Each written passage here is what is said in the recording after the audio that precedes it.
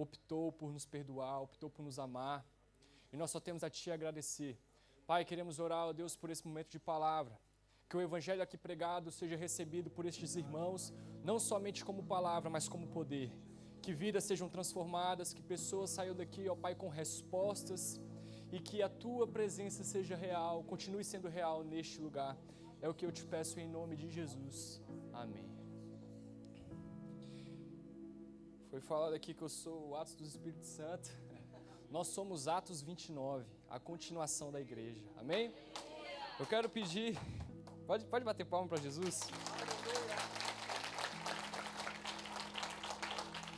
Eu quero pedir para você abrir a sua Bíblia no livro de Lucas, capítulo 24. E enquanto você vai procurando aí, eu vou me apresentar a todos vocês, amém? Lucas, capítulo 24, nós vamos ler a partir do verso 13 até o verso 35.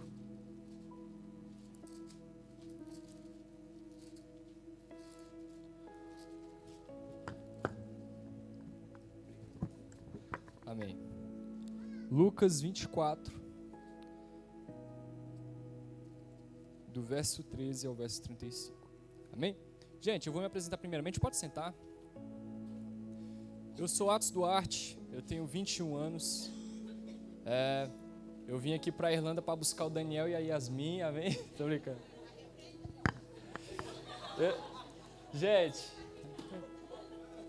eu sou de Brasília. Eu sou da Igreja Brasil para Cristo.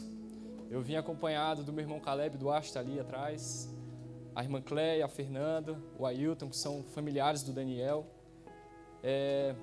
Eu conheço o Daniel desde pequeno, ele era da minha igreja, a gente brincava junto, jogava bola junto, ele dormia na minha casa, eu dormia na casa dele. A Yasmin eu conheci pouco tempo depois, em 2019, e eles vieram para cá e a gente, depois de muito tempo sem se ver, sem nos encontrar, a gente veio fazer uma visita e conhecemos vocês e agradeço a Deus por isso, né? E muito obrigado, viu? Irmãos, eu sou um menino improvável porque eu sou um garoto extremamente tímido. No colégio eu quase não falava nada, eu ia apresentar trabalho, eu me tremia todinho, dava branco, e às vezes o pessoal queria puxar amizade comigo, só que eu morria de vergonha. E quando eu era pequeno, a minha professora falou com a minha mãe e disse para ela me levar no médico, porque ou eu era surdo ou eu tinha autismo, porque o meu comportamento era diferente dos demais. E foi feito exames, foi feito teste, mas não constatou nada. Só que Deus, Ele capacita os improváveis. E o Senhor me capacitou para pregar.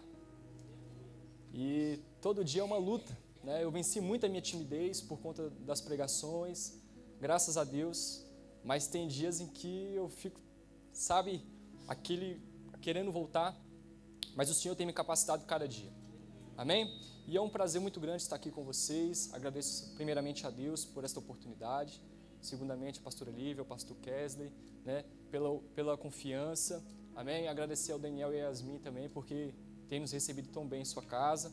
Amanhã eu e o Caleb estaremos voltando, né, para o Brasil, mas eu creio que terá outras oportunidades, amém?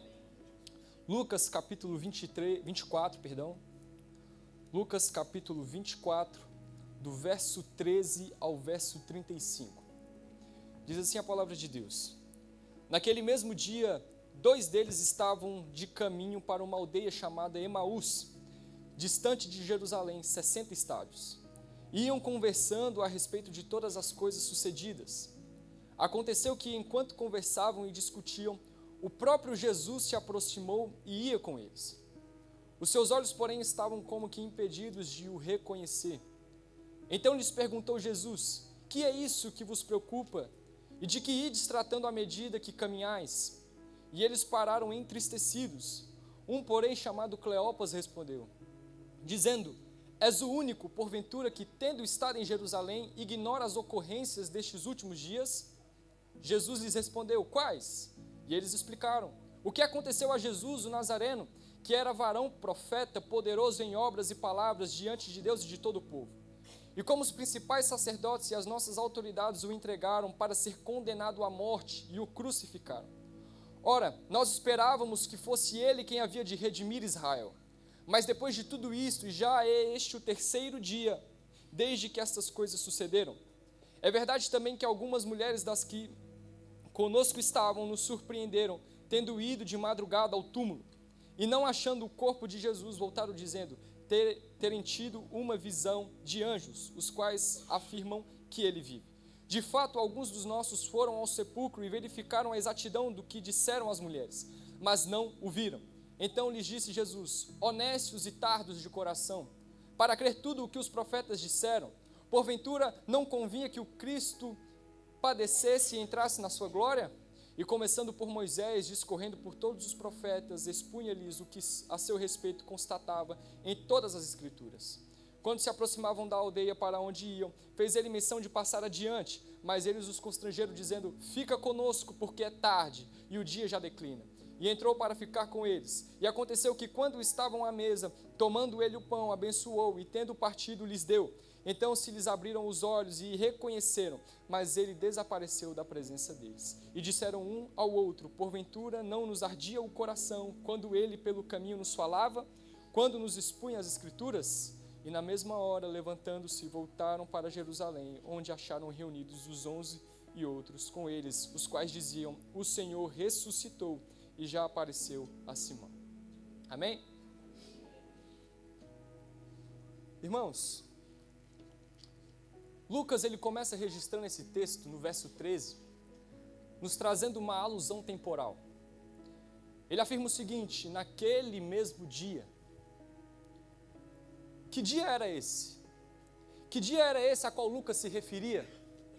O que será que aconteceu naquele dia que Lucas ele faz menção, ele dá ênfase? Aquele dia era o dia da ressurreição de Jesus. Aquele dia era o dia em que a promessa se cumpriria.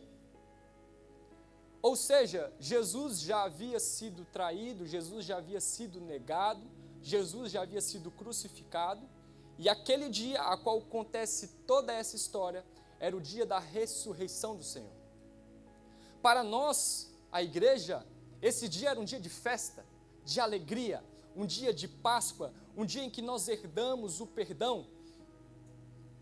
Mas para aqueles discípulos, aquele dia era somente o terceiro dia de luto. Era o terceiro dia de uma tristeza profunda. Aquele dia era um dia de um profundo desânimo. E quando nós olhamos o versículo 21, nós percebemos um pouco do sentimento que aqueles dois discípulos tinham. Se nós analisarmos Lucas 24, verso 21, a gente percebe que ele diz assim: ora, nós esperávamos que fosse ele quem havia de redimir Israel. Perceba o sentimento daqueles dois discípulos. Um sentimento de alguém que abandonou os seus pais, o sentimento de alguém que abandonou o seu emprego, que abandonou toda uma vida pessoal e depositou em Jesus toda a sua confiança, depositou em Jesus todas as suas expectativas, porque eles criam que Jesus iria redimir Israel. Só que o terceiro dia chegou, que era o dia que se cumpriria a promessa da ressurreição de Jesus, e nada aconteceu. Quando nós lemos o texto, nós percebemos que já estava entardecendo, e o quarto dia já estava chegando, e nada de Jesus aparecer. Pensa só o sentimento de alguém que foi iludido, de alguém que por 3 anos e meio trabalhou por Jesus, andou com Jesus, e é como se aqueles 3 anos e meio tivessem sido em vão, tivessem sido jogados no lixo, e eles estavam completamente tristes.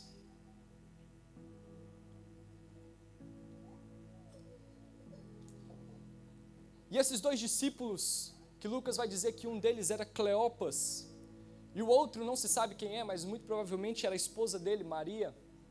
Esses dois discípulos que não faziam parte dos 12 escolhidos em Mateus 10, mas que provavelmente fazia parte dos 70 discípulos de Lucas 10, eles saíram de Jerusalém e estavam indo a uma cidade, a uma pequena aldeia chamada Emaús. Emaús significa lugar de águas quentes, lugar de fontes termais e ficava a cerca de 11 quilômetros de distância. E eles iam caminhando e discutindo e entristecidos com o sentimento de alguém que foi enganado. Poxa, os meus últimos 3 anos foram entregues, depositados em Jesus, e ele disse que ressuscitaria e até agora nada. E no meio daquela conversa, no meio daquela caminhada, alguém se revela a eles. O texto diz que o próprio Jesus apareceu para eles. E é sobre isso que eu irei falar aqui hoje. O tema da pregação é as formas como Jesus se revela à luz de Lucas 24. É claro que nós não podemos determinar quando, onde e como Jesus se revela, porque Ele é infinito. Jesus é infinito. E eu não posso determinar quando, como ou onde Ele vai. Mas, baseado nesse texto, a primeira forma como Jesus se revela é no caminho. Repita comigo: Jesus se revela no caminho. Jesus poderia ter se revelado àqueles 2 discípulos no lugar de origem, que era Jerusalém. Jesus poderia ter se revelado àqueles 2 discípulos no destino, que era Emaús. Mas Jesus decidiu se revelar a eles no caminho. O caminho é um processo difícil. O caminho exige muito de nós. O caminho é algo extremamente cansativo. Porque o caminho não é nem a origem, que é o lugar de conforto, e nem o destino, que é o lugar de desfrutar. O processo mais cansativo de uma viagem, todos vocês sabem muito bem disso, é o caminho. Amanhã eu vou voltar, juntando escala com voo, vai ser mais de 24 horas. O caminho é extremamente cansativo. O caminho é algo que exige muito de nós. Mas no caminho, Jesus se revela. Quando nós olhamos em Atos capítulo 9, nos conta a conversão de Saulo. Saulo era um homem completamente estudado, bem doutrinado, só que ele era extremamente religioso. E ele se comportava como um terrorista. E a Bíblia diz que ele começou a perseguir os cristãos. Ele participou na morte de Estevão. E em Atos capítulo 9, Saulo ele vai fazer uma viagem para Damasco, porque ali ele recolheria alguns documentos do governo que autorizaria Saulo de levar preso os cristãos. E a Bíblia diz que no meio do caminho, Jesus se revela. Saulo, Saulo, por que você me persegue? Jesus poderia ter se revelado a Saulo em Jerusalém. Jesus poderia ter se revelado a Saulo em Damasco. Mas Jesus se revela a Saulo no caminho. Em Atos capítulo 8, Filipe estava deitado, um anjo aparece a Filipe e diz: Filipe, sai, levanta, vai para uma terra perto de Gaza e fica esperando no caminho. E Filipe foi em obediência. Quando Filipe chega no caminho, o Espírito Santo de Deus diz a Filipe: Filipe, se aproxime daquela carroça, porque ali é um eunuco da Etiópia que está com o livro de Isaías, só que ele não está entendendo, alguém precisa explicar para ele. Filipe vai lá, ele explica, aquele eunuco se converte e ele se batiza. O Espírito Santo de Deus poderia ter dado propósito a Filipe enquanto ele estava deitado. O Espírito Santo de Deus poderia ter dado propósito a Filipe na beira do rio onde aconteceria o batismo. Mas foi no caminho que Deus se revelou a Filipe. É claro que existirão dias, ocasiões em que Deus se revelará na origem, como foi com Abraão. Abraão, sai de tua terra, da tua parentela, e vai para a terra que eu te mostrarei. Existirá situações em que Deus se revelará também no destino, na origem, no caminho, como foi com Jonas. Mas algo que nós podemos entender é que no caminho, Jesus se revela. Irmãos, eu não sei como tem sido os caminhos da tua vida. Eu não sei como tem sido o teu caminho ministerial. Eu não sei como tem sido o teu caminho matrimonial. Eu não sei como tem sido o caminho da tua saúde, o teu caminho financeiro. Eu não sei como tem sido. Mas eu oro para que Deus te dê sensibilidade, para que você perceba a presença de Deus nos caminhos da tua vida. E engraçado que Jesus se revelou àqueles 2 discípulos no caminho, mas os 2 discípulos não o perceberam. Nós não sabemos o real motivo. O texto diz que eles não foram permitidos reconhecer Jesus. Mas algo que nós sabemos é que esses 2 discípulos estavam profundamente tristes, abatidos. Muito provavelmente essa tristeza cauterizou a mente, cauterizou o coração. Irmãos, não deixe que os teus sentimentos te dominem. Não deixe que os teus sentimentos tomem conta da tua razão. Porque quando isso acontece, nós não conseguimos perceber o Senhor no nosso caminho. É normal ficar triste, é normal ficar alegre, é normal ficar com raiva, mas existe um limite. E esses sentimentos não podem nos dominar. Em 1 Pedro 5,7 diz: lançai a Deus toda a vossa ansiedade, porque Ele tem cuidado de vós. Em Salmos 42,5 o salmista diz: por que te abates, ó minha alma, e por que te afliges dentro de mim? Espera no Senhor, pois eu ainda o louvarei. Não deixe que os teus sentimentos te dominem, porque senão você não perceberá a manifestação do Senhor. Amém? Então, a primeira forma como Jesus se revela é no caminho. A segunda forma como Jesus se revelou foi na simplicidade. Repita comigo: Jesus se revelou na simplicidade. Jesus, ele se revelou num lugar bastante improvável. Ninguém imaginava que Jesus iria se revelar no dia da sua ressurreição, num caminho que levava para uma simples aldeia. Ninguém imaginou. Eu fico me colocando no lugar, às vezes, dos personagens bíblicos. E eu fico pensando, como eu me comportaria se eu estivesse no lugar dele?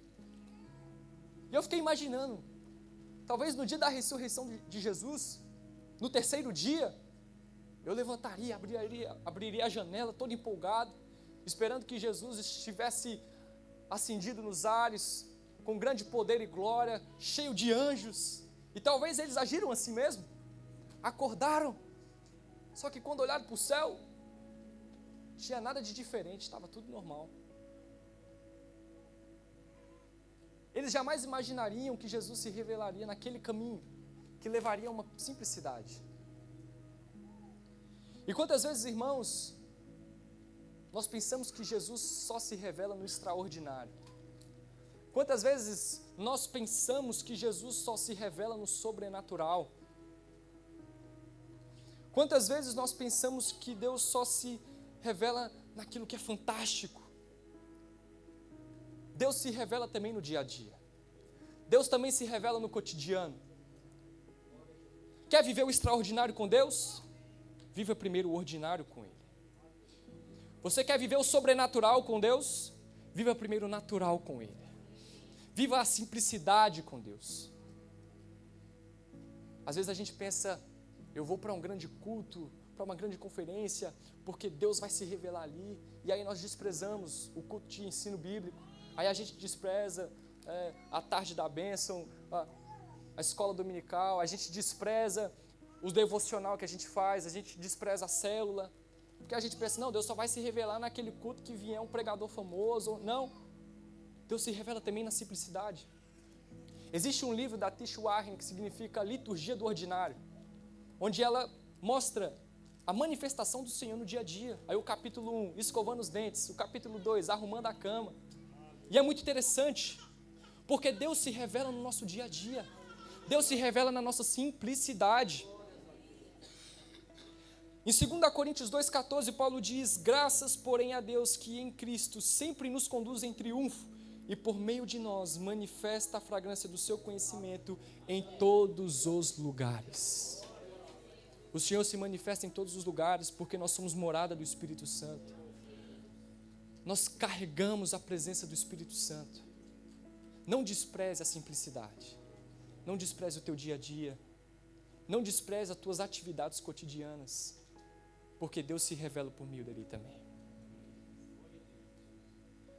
Interessante é que quando nós vemos 1 Reis capítulo 19, conta a história do profeta Elias. O profeta Elias estava passando por um grande conflito. Ele estava sendo perseguido por Jezabel. Estava sendo ameaçado de morte. E o profeta Elias, ele fica desesperado.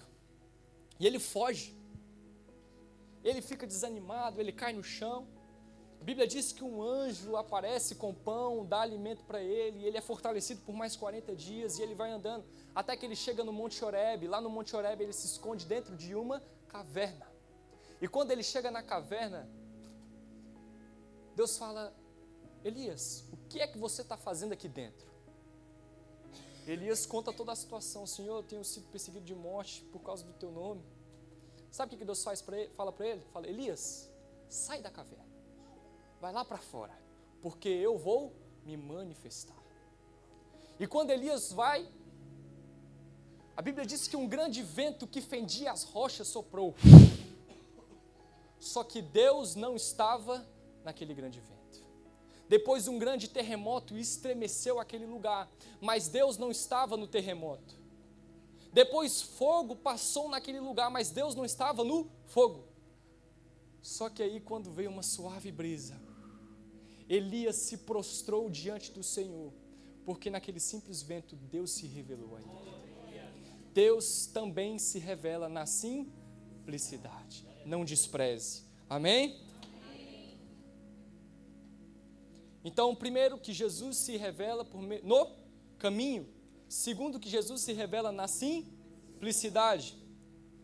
O terceiro é que Jesus se revela por meio da palavra. Repita comigo: Jesus se revela na palavra. E nós encontramos isso quando nós lemos Lucas 24, a partir do verso 25. Então, lhes disse Jesus: honestos e tardos de coração para crer tudo que os profetas disseram. Porventura não convinha que o Cristo padecesse e entrasse na sua glória?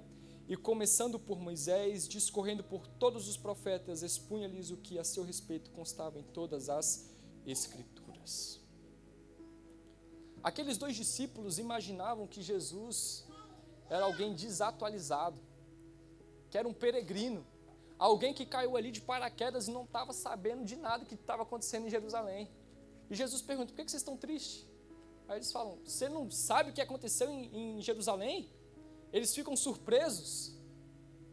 E eles começam a tratar Jesus como se fosse um peregrino. Só que eles abrem o coração para Jesus.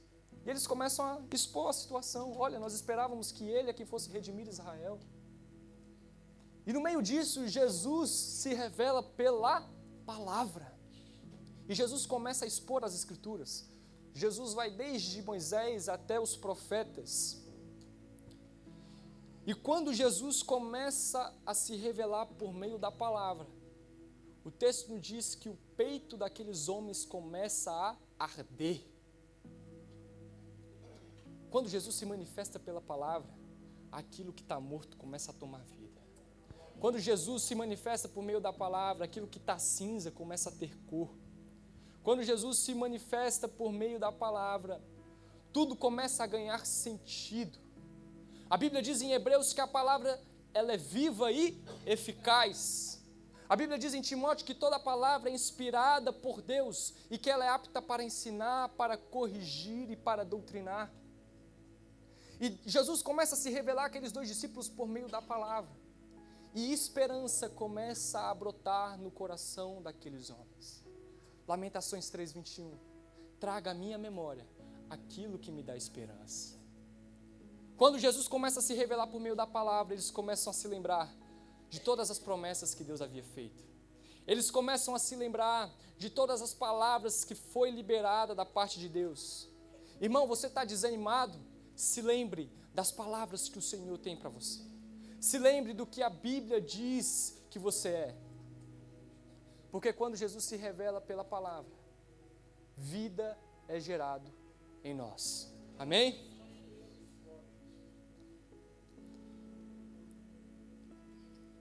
Então, quando Jesus começa a falar, aquilo que estava morto começa a ganhar vida. começa a ganhar sentido. Isaías 42:3 diz que o servo do Senhor não esmagará o caniço quebrado e nem apagará o pavio que fumega. O que isso significa? Que Jesus não veio para destruir o que está morrendo. Jesus não veio para apagar o fogo que está, quase sumindo, mas Ele veio para dar vida e vida com abundância. E quando Jesus se revelou por meio da palavra, aqueles homens começam a viver novamente. A esperança começa a brotar novamente no coração deles. E foi em Emaús, o lugar de águas quentes, que a fonte de água viva aqueceu aqueles corações. A palavra de Deus traz vida. Quando nós vemos Ezequiel 37, Ezequiel está diante de um vale de ossos secos. E Deus pergunta para Ezequiel: Ezequiel, pode esses ossos tornar a viver? E Ezequiel responde: não sei, Senhor, tu quem sabes. Aí Deus fala para ele: Ezequiel, profetiza. E sabe o que Ezequiel fala? Ossos, escutem a palavra de Deus. E quando Ezequiel começa a profetizar a palavra, aqueles ossos começam a se unir, os músculos começam a se juntar, os nervos começam a se unir. E a Bíblia diz que daquele vale de ossos secos, um numeroso exército se levanta. Porque quando Jesus se revela pela palavra, nós temos vida. Amém? Então Jesus, ele se revela no caminho. Jesus se revela na simplicidade. E Jesus se revela pela palavra. A última forma como Jesus se revela nesse texto foi na comunhão. Repita comigo: Jesus se revela na comunhão. Interessante é que a palavra faz o coração arder, mas é a comunhão que faz os olhos se abrirem. Foi mediante a comunhão que os olhos daqueles dois discípulos se abrem, e eles conseguem perceber que aquele homem era Jesus, que o tempo inteiro em que eles estavam conversando, quem estava diante deles era Jesus. E o que é a comunhão? Comunhão significa ter coisas em comum. E eu pensava que comunhão estava somente relacionado ao meu relacionamento com meu irmão, aquele meu amigo da igreja. Mas quando nós olhamos em 1 João capítulo 1, versículo 3, João vai dizer: meus irmãos, tenha comunhão conosco, mas tenha também comunhão com o Pai e com seu Filho Jesus. Comunhão é isso, é quando nós unimos tudo, a igreja, o Pai e o Filho. E nós percebemos isso na mesa em Emaús. Porque quem estava sentado naquela mesa? Os dois discípulos. Quem mais estava lá? Jesus. E quando Jesus pega o pão e parte, ele abençoa aquele pão no nome de quem? No nome de Deus. E ele começa a exercer a comunhão. E no momento que o pão é partido, os olhos são abertos. A comunhão faz parte do plano de remissão do Senhor. A comunhão faz parte do plano de salvação. Porque em 1 João capítulo 1, versículo 7 vai dizer: mas se andarmos na luz, como Ele na luz está, e tivermos comunhão uns com os outros, o sangue de Jesus Cristo, seu Filho, nos purifica de todo pecado. Na comunhão nós encontramos cura. Na comunhão nós encontramos perdão. Você precisa ser curado de algum pecado? Exerça comunhão com alguém. Porque na Bíblia diz em Tiago 5,16, que se nós confessarmos os nossos pecados uns aos outros, nós seremos perdoados, nós seremos curados. Isso é só na comunhão que existe. A Bíblia diz, Jesus vai dizer em Mateus, que se eu não perdoo o meu irmão, mas eu quero pedir perdão a Deus, o meu perdão não vai ser aceito, porque eu estou pulando a etapa da comunhão, e Deus não trabalha na hipocrisia. Certas coisas só existem dentro da comunhão. Você quer ser curado? Você quer ser perdoado? Você quer ser restaurado? Exerça a comunhão. Porque ninguém faz nada sozinho. Nem o próprio Deus, quando foi criar o homem, ele fez sozinho. Porque ele diz: façamos o homem à nossa imagem e semelhança. Jesus não trabalha sozinho. Por que eu vou trabalhar? Exerça a comunhão. E naquele momento, o pão é partido. E quando o pão é partido, os olhos são abertos. Jesus vai dizer em João que Ele é o pão da vida. Tu quer ter os teus olhos abertos? Ou você quer que alguém dentro da tua casa, dentro da tua igreja, tenha os olhos abertos? Compartilhe o pão da vida com Ele. Compartilhe Jesus. Quando eu começo a compartilhar Jesus com as pessoas são fortalecidas, os olhos são abertos. E nós precisamos nos conectar com pessoas. Jesus, ele foi traído. Jesus, ele foi negado. Mas Jesus nunca deixou de se conectar com as pessoas. Muitas vezes a gente quer entrar no nosso mundo, se fechar e quer ficar lá eternamente. Não se feche, não se tranque, mas se conecte com pessoas, exerça a comunhão, porque nós somos um corpo. Amém? A Bíblia diz que nós somos nação santa e nação da ideia de coletividade. Nós fazemos parte do reino de Deus e reino da ideia de coletividade. Nós somos corpo. E a Bíblia diz: como pode um corpo ser formado somente por pés? Se o corpo for formado só de pé, aonde é que vai ficar a mão? Como pode um corpo ser formado somente por boca? Porque se o corpo for só formado de bocas, aonde ficará o ouvido? É por isso que nós precisamos uns dos outros. Precisamos uns dos outros, porque nós somos um corpo. Amém? Eu quero pedir para você se colocar de pé.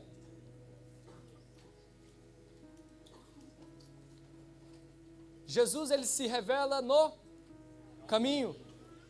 Jesus, ele se revela na simplicidade. Jesus se revela na palavra. E ele se revela na comunhão. Eu quero pedir para você se juntar com alguém aí, homem com homem, mulher com mulher. Amém? De 2 em 2. A não ser que essa mulher ou esse homem ao seu lado seja seu marido ou sua esposa. Amém? E nós vamos orar. Nós vamos exercer a comunhão aqui essa noite. Interessante que as formas como Jesus se revela está intimamente relacionado com quem Ele é. Amém? As formas como Jesus se revela está intimamente relacionada com quem Ele é. Porque Jesus em João, ele vai dizer: eu sou o caminho. E por Ele ser o caminho, Ele se revela no caminho. Por Ele ser o caminho, Ele também se revela na simplicidade. Jesus vai dizer: eu sou a verdade. E por Ele ser a verdade, Ele se revela na palavra. E Ele diz: eu sou a vida. Por Ele ser a vida, Ele se revela na comunhão. Ele se revela no partir do pão. Amém? Feche os teus olhos. Espírito Santo de Deus, eu quero orar ao Pai por estes irmãos que aqui estão. Jesus, o Senhor sabe como tem sido os caminhos da nossa vida. Pai, nós queremos pedir perdão por todas as vezes, ó Deus, que o Senhor se revelou a nós e nós não percebemos. Nós queremos te pedir perdão, Senhor, por todas as vezes, ó Pai, que o Senhor esteve do nosso lado, se manifestando a nós, mas nós desprezamos a Tua presença, porque estávamos tão aflitos, tão feridos, tão entristecidos, que não percebemos a Tua preciosa presença. A Tua presença que nos cura, a Tua presença que nos transforma, a Tua presença, Pai, que nos abençoa. Jesus, eu oro para que o Senhor gere no coração dos meus irmãos uma sensibilidade à Tua presença, que o Senhor gere no coração dos meus irmãos uma sensibilidade, Pai, para que nós percebamos a Tua presença conosco. Jesus, sem Ti nada podemos fazer, e o Senhor é dono da nossa vida, o Senhor é Rei do nosso coração. E eu oro, Pai, para que o Senhor abra os nossos olhos, que no meio da comunhão que será exercida aqui agora, orando uns pelos outros, os olhos sejam abertos, e que por meio dessa palavra venha ser queimado o coração, e que essa palavra venha germinar nos corações, e que venha gerar frutos a 30, a 60 e a 100 por um neste lugar, em nome de Jesus. Amém e amém.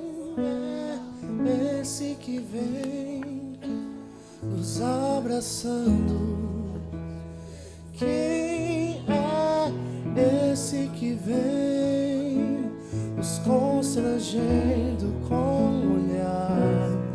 Ele é tão sábio, ensina em amor. Ele é tão manso,